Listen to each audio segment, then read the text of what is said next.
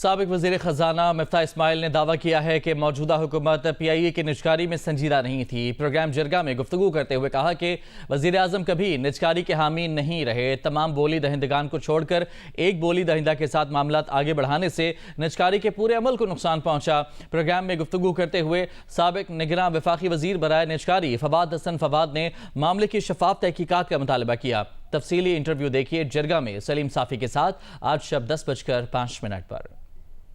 پی آئی اے کا نجکاری کا عمل جو ہے وہ زور و شور سے ہو رہا تھا کیئر ٹیکر کی حکومت میں، کیونکہ ان کا پورا ارادہ تھا کہ اس کو نجکاری کرنے۔ میرا نہیں خیال ہے کہ اس حکومت کا کوئی ایسا ارادہ تھا مکم کے پی آئی اے کی نجکاری کی جائے۔ یہ 2015 میں بھی جب موقع آیا تھا، اس وقت تو خیر بہت ساری سیاسی مخالفت تھی، پی ٹی آئی کی مخالفت تھی، پیپلز پارٹی کی مخالفت تھی، لیبر یونینز کی مخالفت تھی۔ اس بار پیچھے سے یہ ساری مخالفت ختم کر دی گئی تھی، تو کوئی مخالفت نہیں ہو رہی تھی۔ اس بار یہ لوگ گئے ہیں، انہوں نے پی آئی اے کی بیلنس شیٹ ایسی رکھی کہ جس میں 45 ارب روپے کا پی آئی اے میں ابھی بھی جو اثاثے تھے اس سے زیادہ اس کے اوپر واجبات تھے، 45 ارب روپے کے۔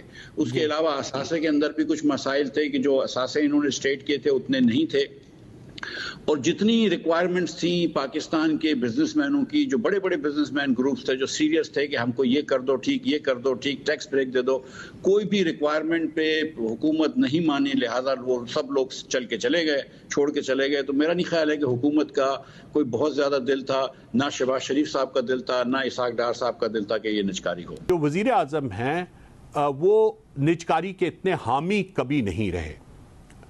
میں کسی پہ کسی قسم کی بدنیتی کا الزام نہیں لگا رہا، لیکن ان کا جو پروفائل ہے، ان کی جو سوچ ہے، اس کو جانتے ہوئے میں یہ کہتا ہوں کہ وہ اس چیز کے حامی نہیں رہے۔ جو جواب حکومت کا دینا بنتا ہے وہ یہ بنتا ہے کہ پہلے تو جو باقی گروپس تھے، اور اس بات پہ پوری ٹرانسپیرنسی ہونی چاہیے، یہ بات سامنے آنی چاہیے، ان کی کون سی ضرور ایسی میں کسی کے بہاف پہ بات نہیں کرا، ہو سکتا ہے ان کی ڈیمانڈز ایسی ہوں جو نیگوشیبل نہ ہوں، جو نہ مانی جا سکتی ہوں، لیکن مجھے جس بات پہ سب سے زیادہ حیرت ہوئی ہے وہ یہ ہوئی ہے کہ آخر میں ایک ہی بڈر رہ گیا، اور اس بڈر کی جس کا کوئی بیک گراؤنڈ نہیں تھا ایویشن کو، اس کو کابینہ نے منظوری دی۔ کابینہ نے منظوری دی، یہ کسی ایک انڈیویجول نے نہیں دی، کابینہ نے منظوری دی، کابینہ کمیٹی نجکاری نے منظوری دی، جس کی سربراہی وزیر نجکاری کے پاس نہیں ہے، وہ پاکستان کے وزیر خارجہ کے پاس ہے۔ انہوں نے یہ منظوری دی کہ آپ جائیں اور اسی ایک بڈر کے ساتھ آپ بولی کے عمل کو آگے بڑھائیں۔